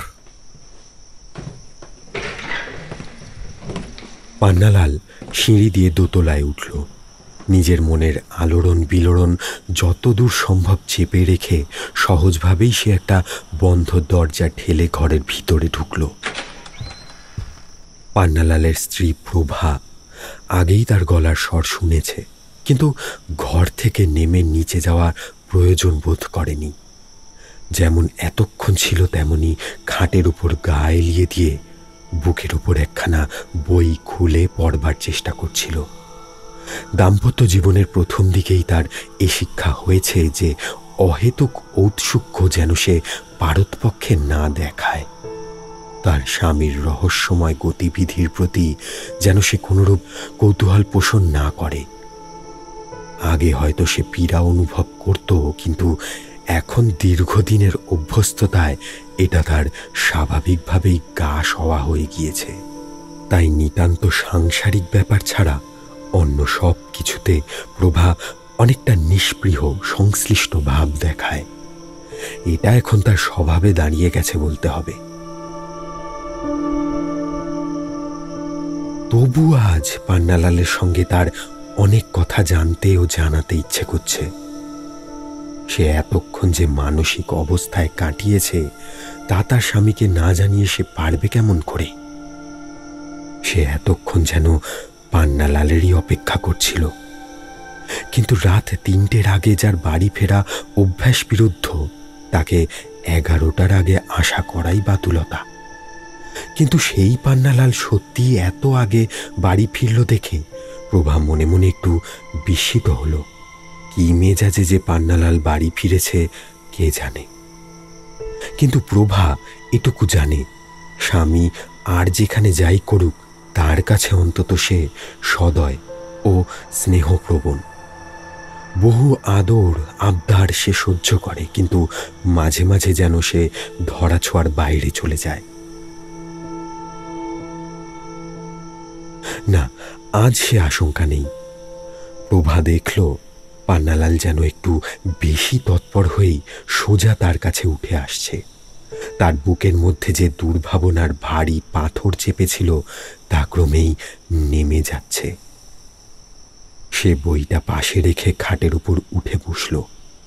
মুখে কৃত্রিম হাসি মাখিয়ে নিয়ে পান্নালাল ঘরে ঢুকেই বলল, এই যে প্রভা, জেগে আছো দেখছি। কি বই পড়ছো? এই যে বই ভালো লাগছে না। ভালো লাগছে না তবু পড়ছো? উপায় কি? ঘুম না হলে কড়িকাঠ গোনার চেয়ে যে কোনো বই পড়া ভালো। পান্নালাল ধীরে ধীরে এগিয়ে আসলো। অনেকটা যেন অন্যমনস্কভাবেই একটা চেয়ার টেনে নিয়ে বসল। প্রভা তার মুখের চেহারা ও সাধারণ হাবভাব নিরীক্ষণ করতে করতে একটু অভিমানের সুরে প্রশ্ন করল, তোমার ব্যাপার কি বলো তো দেখি? রাত 11টা বাজতে না বাজতেই আজ তোমার আবির্ভাব। বন্ধুদের আসর বুঝি আজ জমলো না? এই প্রশ্ন কেন? তোমার মুখ দেখে। আমার মুখে কি দেখছো প্রভা? ভয় আর দুশ্চিন্তা। নাটকীয় রীতিতে একটা কৃত্রিমতার শুষ্ক হাসি হাসতে থাকে পান্নালাল এবং টেনে টেনে বলে, চোখের ভ্রম, তোমার চোখের ভ্রম। ভুল হলো গো। তোমার মুখের পানে তাকিয়ে আমার কখনো চোখের ভ্রম হয় না। দুনিয়ায় ভয় কাকে বলে জানি না, আর হঠাৎ দুশ্চিন্তাই বা আমাকে আক্রমণ করবে কেন? জ্যোতিষশাস্ত্র জানলে সে কথা বলে দিতে পারতুম। তুমিও বিদ্যাটা জানো না বলে ভগবানকে ধন্যবাদ দিচ্ছি। কিন্তু দেখো প্রভা, আমাকে নিয়ে অত বেশি মাথা ঘামিও না। মাথা ঘামানোর অধিকার বোধ করি আমার ছিল, তবে তুমি আমার কাছে চিরকালই রহস্যময়ী থাকলে। রহস্যময়? হ্যাঁ, রহস্যময়। আমার কাছে তুমি যেন শিলমোহর করা খাম। সামনে থাকলেও বুঝতে পারি না তোমার ভেতরে কি আছে। আমার আড়ালে তুমি কি করো, কোথায় থাকো, কিছুই জানি না। এত টাকা পাও বা কোথা থেকে তাও বুঝি না। আমার কাছে তুমি রহস্যময়। এটা যে আমার কাছে কত বড় দুর্ভাগ্য তাহা যদি তুমি জানতে। খালি তুমি নও, আজ থেকে দেখছি এই বাড়িখানাও আমার কাছে রহস্যময় হয়ে উঠেছে। পান্নালালের সমস্ত দেহের মধ্যে অলক্ষ্যে যেন তড়িৎ প্রবাহ বয়ে গেল। তুমি ঠাট্টা করবে বলে এতক্ষণ আমি কিচ্ছু বলিনি, কিন্তু আমার ঘুম না হওয়ার কারণই হচ্ছে তাই। ভিতরে ভিতরে পান্নালাল চঞ্চল হয়ে উঠলেও বাইরে গম্ভীর স্বরে সে বলল, প্রভা, তোমার কথার অর্থ আমি বুঝতে পারছি না। শোনো, তুমি তো কোনোদিনই শেষ রাতের আগে বাড়ি ফেরো না। কাজেই রাত 10টার সময় আমি শুয়ে পড়ি। আজ বিছানায় গিয়ে শুয়েছি, হঠাৎ শুনলাম পাশের ঘরে কে ঠক ঠক শব্দ তুলে বেরিয়ে বেড়াচ্ছে। কি বললে? ঠক ঠক শব্দ তুলে? হ্যাঁ, ঠক ঠক ঠক ঠক ঠক ঠক, ঠিক যেন দুখানা কাঠের পা ও ঘরে চলে চলে বেড়াচ্ছে। কাঠের পা? হ্যাঁ, কাঠের পা। তারপর তারপর কি হলো? উঠে পড়ে ও ঘরে গেলুম। দরজার শিকল বাইরে থেকেই তোলা ছিল, কিন্তু ঘরের ভেতর কেউ নেই। আর শব্দটা? থেমে গেছে। দরজা বন্ধ করে আবার এ ঘরে এসে শুয়ে পড়লুম। আবার সেই শব্দ। আবার ওই ঘরে গিয়ে দেখি কেউ নেই, শব্দও থেমে গেছে। আবার এ ঘরে চলে এলুম। আবার সেই চলন্ত কাঠের পায়ের শব্দ। আচ্ছা তুমি বলো, এরপরেও কি কারুর চোখে আর ঘুম আসে? পান্নালাল নিজেকে সামলে নেয়, অন্তরের উত্তেজনা একেবারে গোপন করবার চেষ্টা করে। অন্তত প্রভার কাছে তার দুর্বলতা সে ধরা দিতে চায় না, কারোর কাছেই চায় না। সেই সমস্ত ব্যাপারটা যেন উড়িয়ে দিয়েই বলে, তোমার শোনবার ভুল প্রভা। অসম্ভব। নইলে এ হচ্ছে ইঁদুরের কীর্তি। ও সন্দেহ আমারও হয়েছে, কিন্তু সে যে খুব ভারী পায়ের আওয়াজ, ঠিক যেন মস্ত বড় একটা দেহ ও ঘরে পায়চারি করে বেড়াচ্ছিল। ওইটাই তোমার ভ্রম। কই, এখন তো আর কোনো শব্দ হচ্ছে না। বিষয়টা যেন তর্কের দ্বারা প্রমাণ সাপেক্ষ হয়ে দাঁড়ালো। প্রভা আর কোনো জবাব খুঁজে পেল না। অতএব তাকে শেষ পর্যন্ত পান্নালালের কথাতেই সায় দিতে হলো। সত্যি তো, এখন কেন সে শব্দ আর হচ্ছে না? প্রভা বলল, তাও তো বটে, তাহলে মানতে হয় আমারই ভ্রম হয়েছে। প্রভার কথায় যেন পান্নালাল কানই দেয় না। তার দুশ্চিন্তা ক্লিষ্ট মুখে ভয়ের স্পষ্ট চিহ্ন ফুটে উঠল। প্রভার দৃষ্টি তা এড়াল না। অসতর্কভাবে সে আবার বুঝি অন্যমনস্ক হয়ে পড়ল। কপাল কুঁচকে কি ভাবতে ভাবতে অনেকটা যেন আপন মনেই সে বলল, কি আশ্চর্য, আজ আমাদের দুজনেরই শুনবার ভুল হয়েছে। তুমি শুনেছ কাঠের পায়ের শব্দ, আর আমি শুনেছি বিকট অট্টহাসি। যে মানসিক উত্তেজনা স্রোত পান্নালাল অন্তরের তলদেশে জোর করে বাঁধ দিয়ে আটকে রাখতে চেয়েছিল, তা হঠাৎ উঁচু ঢেউ তুলে প্রভার সামনে ভেঙে পড়ল। প্রভা আতঙ্কে শিউরে উঠে বলল, অট্টহাসি? কখন? পান্নালাল সন্ত্রস্তভাবে তাড়াতাড়ি নিজেকে আবার সামলে নেওয়ার চেষ্টা করে বলল, আরে না না, কি বলতে কি বলেছি, হাসি টাসি আমি কিচ্ছু শুনিনি। এই ভাবান্তর প্রভা লক্ষ্য করল এবং বলল, আবার তুমি রহস্যময় হয়ে উঠলে। এ বিষয়ে পান্নালাল আর কোনো কথা বলা পছন্দ করছিল না।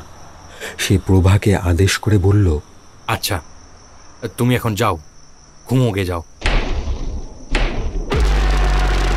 কথা শেষ হতে না হতেই পান্নালাল কিসের শব্দে চমকে উঠে শঙ্কিত কণ্ঠে বলল, কিন্তু ও কি? প্রভা একটা চিৎকার দিয়ে পান্নালালের গা ঘেঁষে সরে আসলো।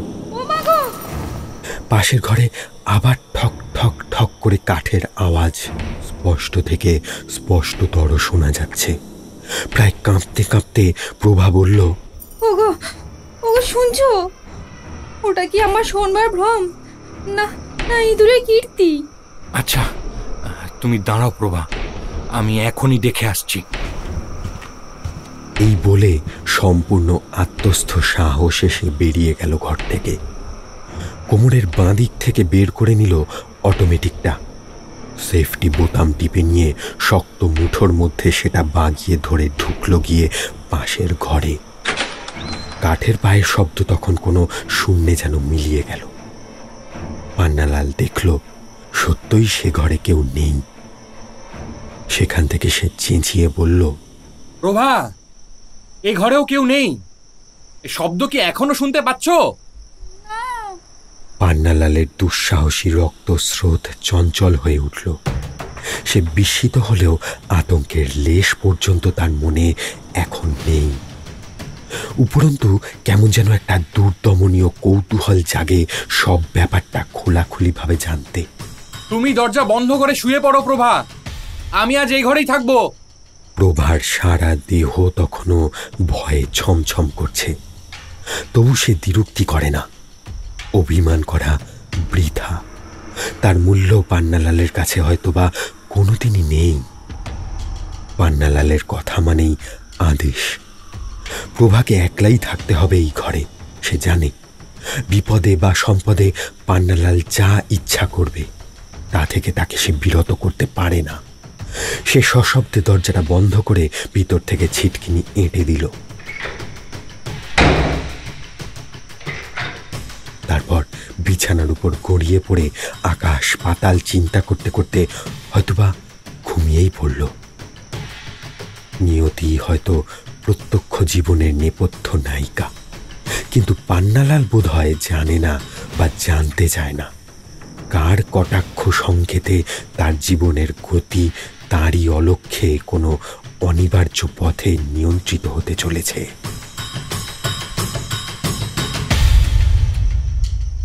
পাশের ঘরে প্রবেশ করার পর পান্নালালের কেমন জিদ চেপে যায়। সে তার সমস্ত আতঙ্ক ঝেড়ে ফেলে প্রতিপক্ষকে যেন সম্মুখ যুদ্ধে আহ্বান করতে প্রস্তুত। সামনাসামনি যে কোনো প্রত্যক্ষ শক্তির বিরুদ্ধে দাঁড়াতে সে তিলমাত্র ভয় পায় না, একথা সত্য। পুলিশকে সে কোনোদিনও পরোয়া করেনি। যে কোনো প্রতিকূল পরিস্থিতির মধ্যে তার কারসাজি পুলিশের চোখে ধুলো দিয়ে এসেছে। আজ তবে তার এত আশঙ্কা কিসের? আধি ভৌতিক চক্রান্তে সে বিশ্বাস করে না, তবু তার দুঃসাহসী আত্মচেতনার ভিত্তিমূলে হয়তো ছিল কোনো দুর্বলতার ছিদ্র পথ। তাই ঘটছে তার ক্ষণিকের বিভ্রান্তি। অবশ্য আতঙ্কে আত্মহারা হওয়ার মতো উত্তেজনা সে এখনো অনুভব করেনি। তাই নিজের ঘরে প্রবেশ করেই যখন সে দেখল কোনো চলমান কাঠের মূর্তি কোথাও নেই, শব্দও থেমে গিয়েছে, তখন ব্যাপারটা সে একেবারে উড়িয়ে দিতে পারল না। সে স্থির সংকল্পে ঘরের মাঝখানে একটা চৌকি টেনে নিয়ে বসল। শেষ পর্যন্ত এই রহস্যের সমাধান সে করবেই। মন ঘুরে ফিরে ওই একই চিন্তায় ডুবে গেল তার। সেই অট্টহাসি, এই কাঠের পায়ের শব্দ, সাঁওতালিদের দেবতা সম্বন্ধে জনশ্রুতি। আপন মনেই পান্নালাল বলল, সেই সাঁওতালি ভূত দেবতা, তার কাঠের মূর্তি নাকি সচল হয়ে পলাতক নীলা চোরকে হত্যা করে নীলা কেড়ে নিয়ে আসে। নীলা চুরি করতে গিয়ে চুনিলাল মরেছে সাপের কামড়ে, কিন্তু হীরালাল নীলা নিয়ে পালিয়ে এসেছে। কাঠের ভূত তখন বাধা দিতে পারিনি। আরে এটা তো জানা কথাই, কাঠের মূর্তি কি কখনো জ্যান্ত হয়? পান্নালাল নিজেই নিজেকে বুঝিয়ে মনের সংশয় দূর করবার চেষ্টা করতে লাগলো। বিচার বিশ্লেষণের অতীতে কোনো অপ্রাকৃতিক ঘটনায় জন্ম সংস্কারের বশে বুকের তলায় হয়তো সংশয় জাগে, হয়তো তার দোষী মন অসতর্কে চমকে ওঠে, বিস্মিত হয়, কিন্তু কোনো ভৌতিক কিংবদন্তিতে পূর্ণ বিশ্বাস সে কোনো দিনই করে না।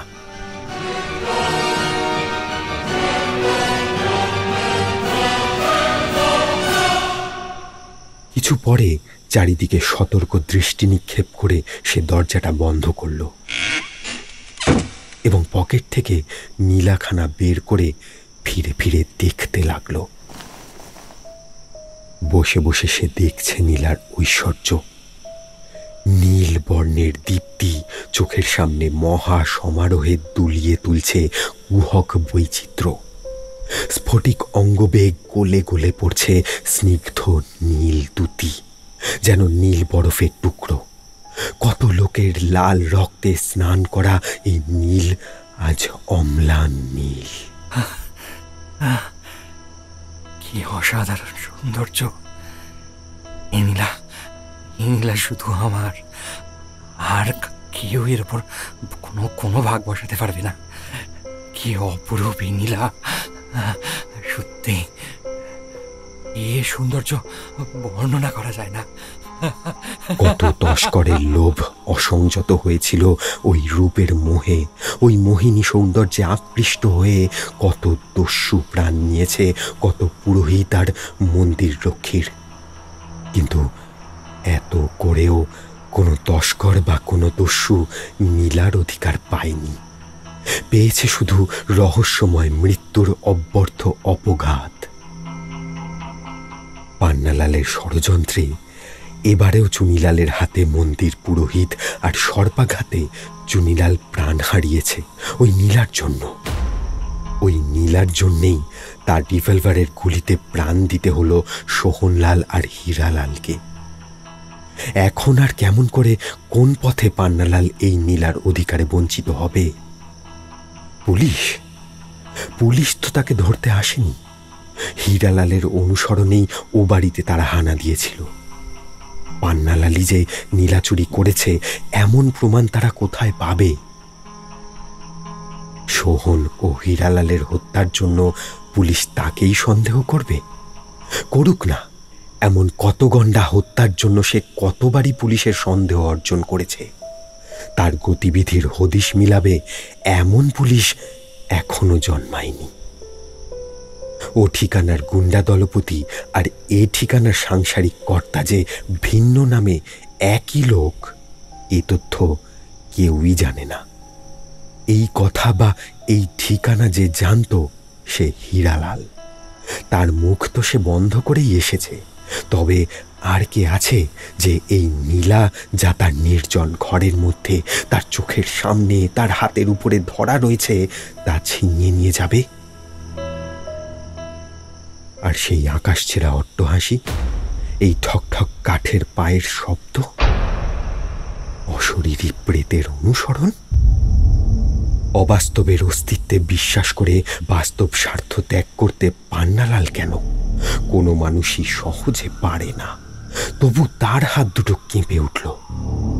হাতের উপর নীলার স্নিগ্ধ স্ফটিক দীপ্তি যেন ক্রুদ্ধ পাশবিক শিখার মতো জ্বলে উঠল। নীলা তো নয়, যেন অগ্নিদেবের রুষ্ট আঁখির তারা। নীল শিখার বিচ্ছুরণে পান্নালালের সব কিছুকে বুঝি জ্বালিয়ে পুড়িয়ে ভস্ম করে দেবে।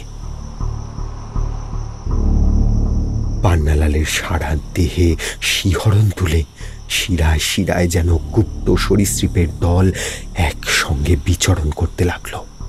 সে ধীরে ধীরে নীলাখানা আবার তার পকেটে রাখল এবং চৌকি থেকে উঠে ঘরের মধ্যে ইতস্তত পায়চারি করতে লাগলো। চিন্তাক্লিষ্টভাবে সে আবার আপন মনেই প্রশ্ন করল, তাই তো, আজকের এইসব ব্যাপারের অর্থ কি? কে তখন অট্টহাসি হাসলে? এই ঘরে থেকে থেকে কাঠের পায়ে চলে বেড়াচ্ছেই বা কে? অনেকক্ষণ পান্নালালের এমনি করেই কাটে। কোনো রহস্যের কোনো সমাধানই সে খুঁজে পায় না। এতক্ষণ পর্যন্ত কোনো ঠক ঠক শব্দও শোনা গেল না, কোনো অট্টহাসিও কেউ হাসল না। যত সময় যাচ্ছে এই দুই রহস্যের গুরুত্ব পান্নালালের কাছে কমে আসছে। সে মনে প্রাণে বিশ্বাস করতে উন্মুখ যে তার আশঙ্কা অম্লক, ভিত্তিহীন আশঙ্কায় সে কোনো মিথ্যা বিভীষিকার আতঙ্ক ভোগ করছিল। ক্রমেই মনটা তার হালকা হয়ে আসে। নিজের জন্য তার হাসতে ইচ্ছে করে। তার মনের মধ্যে এত বড় দুর্বলতা কেমন করে বাসা বেঁধেছিল। ঘরের বাতাসকে উদ্দেশ্য করেই সে যেন কৌতুক ভরে বলে, ওহে বাপু কেঠো ভূত, তুমি আরেকবার তোমার অট্টহাসি হাসো দেখি। আরেকবার ঘটঘটিয়ে চলে বেড়াও দেখি। তুমি যদি সত্যিই হও, যদি জ্যান্ত হয়ে আমাকে দেখা দিতে পারো, তাহলে এখনই তোমার সাধের নীলা আমি তোমাকে ফিরিয়ে দেব। এই দেখো তোমার নীলা আমার পাঞ্জাবির ডান পকেটে রয়েছে। পারো তো জোর করে কেড়ে নাও। কাঠের মূর্তি যদি জ্যান্ত হতো তাহলে পৃথিবী যেত উল্টে। যত সব আজগুবি কথা। পান্নালালের স্বগত প্রলাপের মাঝে হঠাৎ তার ঘরের দরজায় কে যেন আঘাত করল। পান্নালাল চমকে উঠল। কে? হুজুর, আমি রামু। পান্নালাল আশ্বস্ত হয়ে দরজাটা খুলে জিজ্ঞাসা করল, কিরে রামু? হুজুর, পুলিশ। কোথায়? সদর দরজায় জোরে জোরে ধাক্কা মারার শব্দ আসছে।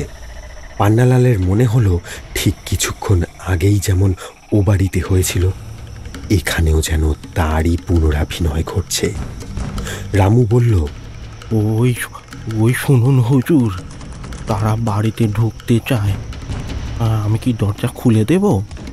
পান্নালাল গম্ভীরভাবে কি চিন্তা করল এবং রামুর দিকে মুখ তুলে কঠোর স্বরে বলল, না, হুজুর, ওরা যে দরজা ভেঙে ফেলবে। ফেলুক, তুই গিন্নির ঘরের দরজার বাইরে থেকে শিকল তুলে দে। পুলিশ দেখলে গিন্নি ভয় পাবে। যা, আগে ওখানে যা। জি আজ্ঞে। বলেই সে ছুটে গেল গিন্নিমার ঘরের দিকে। প্রভা এতক্ষণে ঘুমে অচেতন। তার ঘরে বাইরে থেকে শিকল বন্ধ হলো।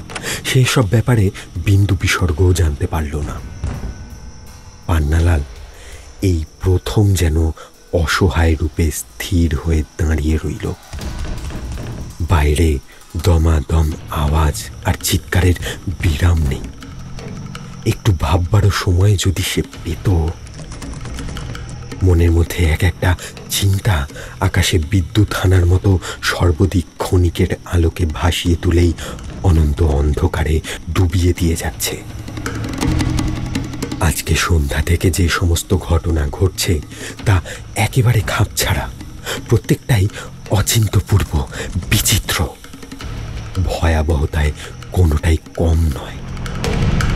বিভিন্ন ঘটনা বিভিন্ন প্রকারের উপদ্রব বহন করে তার দিকে ছুটে আসছে, যেন ডার্বি ঘোড়ার রেস চলছে তার এক রাত্রির জীবনের উপর। এদের প্রতিরোধ করা অসাধ্য।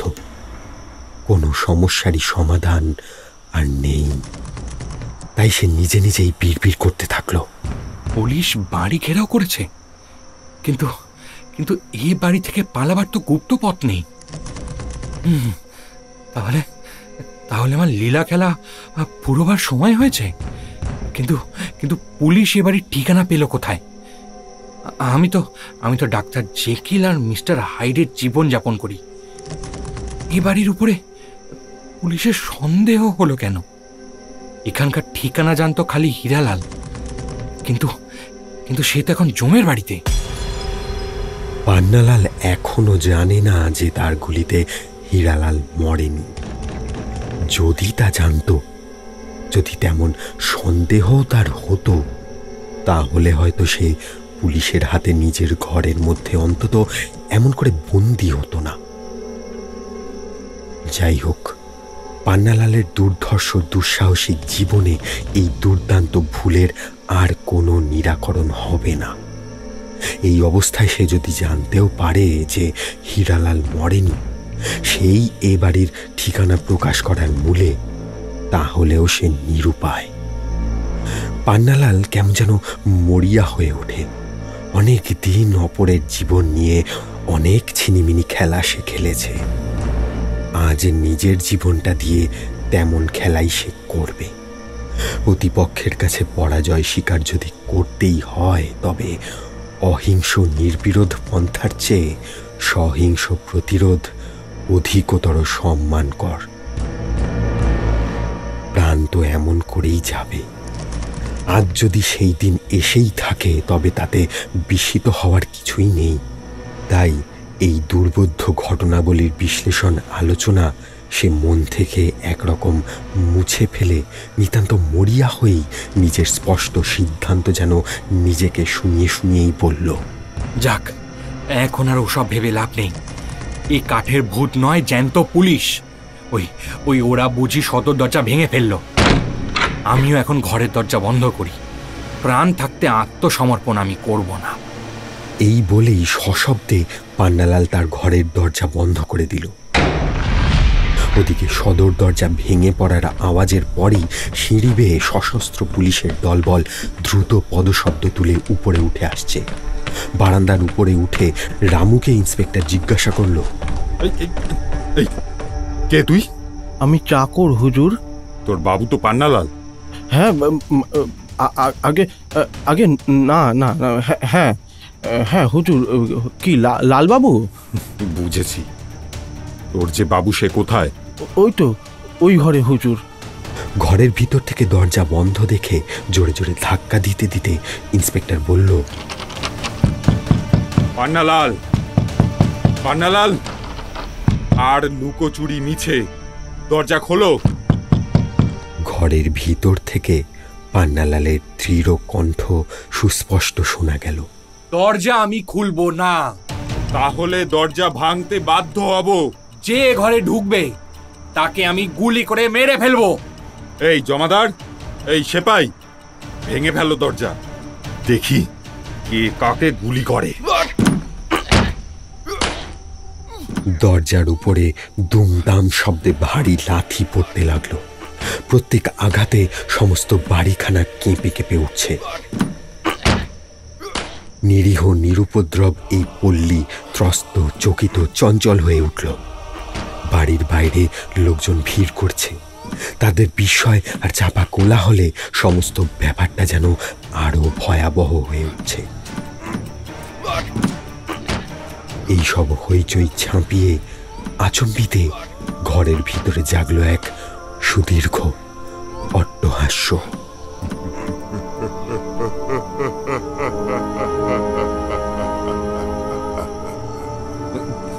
কে হাসে অমন করে?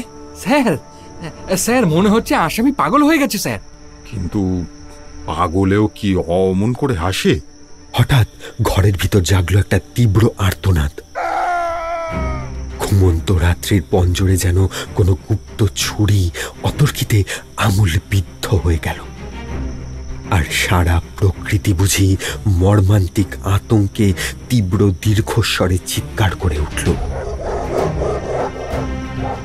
ইন্সপেক্টর বিস্মিত কণ্ঠে বলল, ও কি যন্ত্রণা চিৎকার? সাব ইন্সপেক্টর দরজায় কান পেতে বলল, ও স্যার, এই দরজায় কান পেতে আমি কি শুনছি জানেন? কি শুনছো? কে যেন কাঠের পা ফেলে খটখট করে ছোটাছুটি করছে। ছুটোছুটি নিকুচি করেছে। ভাঙো দরজা। আবার পদাঘাতের পর পদাঘাত। হুড়মুড় করে দরজা ভেঙে পড়ল। দেখা গেল পান্নালাল মেঝের উপর চিত হয়ে পড়ে রয়েছে। ঘরে ঢুকেই সাব ইন্সপেক্টর চিৎকার করে উঠল, স্যার, স্যার ওই দেখুন মস্ত গোখরো সাপ। তাই তো, মেরে ফেলো, মেরে ফেলো, গুলি করে মেরে ফেলো। প্রচন্ড শব্দে রিভলভারের গুলি বৃষ্টি হলো। জানালার সারসিগুলো ঝনঝন শব্দে ভেঙে পড়ল। সমস্ত গুলি ব্যর্থ হলো। সাব ইন্সপেক্টর বলল, সাপটা মরলো না স্যার, জানালা দিয়ে পালালো। তোমাদের হাতে একটুও টিপ নেই। আগে কিন্তু আপনিও তো রিভলভারটা ছুঁড়েছিলেন স্যার। এখন তর্কের সময় নয়, ওদিকে চেয়ে দেখো। আসামিকে বোধহয় সাপে কামড়েছে। বোধহয় কি কামড়ে ছেড়ে খেয়েছে। দেখুন দেখুন মরার মতন পড়ে রয়েছে। ওর মুখ দিয়ে গেঁজলা উঠছে। সর্বাঙ্গ ক্ষত বিক্ষত, রক্তারক্তি। আগে ওর জামা কাপড় খুঁজে দেখো, নীলাখানা পাওয়া যায় কিনা। না স্যার, নীলা তো নেই। এর পাঞ্জাবির ডান পকেটটা কে জোর করে টান মেরে ছিঁড়ে নিয়েছে। ছেঁড়া পকেটটা ওই তো মেঝের ওপর পড়ে রয়েছে। দেখো দেখো ওর ভিতরে নীলা আছে কিনা। নেই স্যার। নেই? তাহলে রাস্কেল পান্নালাল নিজেই নিজের পকেট ছিঁড়ে নীলাখানা রাস্তায় ফেলে দিয়েছে। হঠাৎ সমস্ত উত্তেজনা ছাপিয়ে রাত্রির আকাশ বাতাস কাঁপিয়ে বাড়ির বাইরে আবার সেই অট্টহাসির শব্দ উঠল। তীব্র পৈশাচিক হাসি।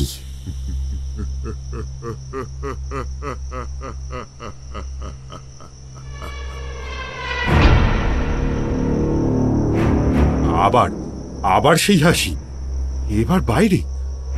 আশ্চর্য। ও ভূতের হাসি স্যার। ভূত? আইন ভূত মানে না। দৌড়ে যাও, দৌড়ে যাও, দেখো কে হাসছে, তাকে ধরে নিয়ে এসো। হয়তো ওই বেটাই নীলা চুরি করে সরে পড়েছে। ইন্সপেক্টর ও দুজন কনস্টেবল ভিন্ন আর সকলে ছুটে গিয়ে নিচের দিকে অগ্রসর হল। অট্টহাসি ক্রমে দূর থেকে আরো দূরে ক্ষীণতর হয়ে মিলিয়ে যাচ্ছে।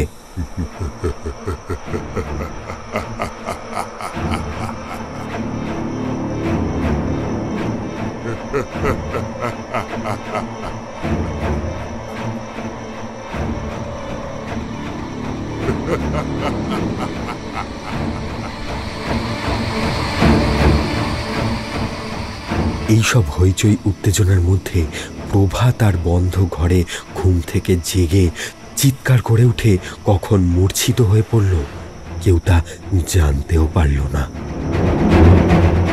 ইন্সপেক্টর কিংকর্তব্য বিমূঢ় হয়ে দাঁড়িয়ে রইল। পায়ের কাছে মেঝের উপর পান্নালালের অন্তিম শয্যা।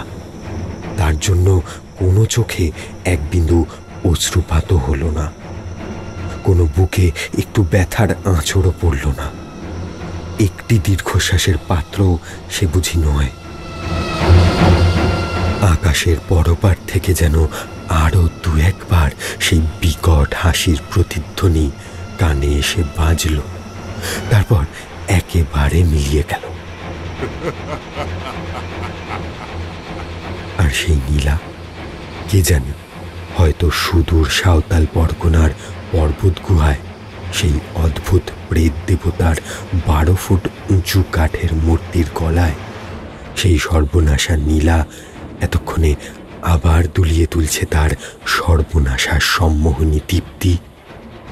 তার নীল গায়ে রাঙা রক্তের দাগ এখনো হয়তো পান্নালালের দেহের উত্তাপ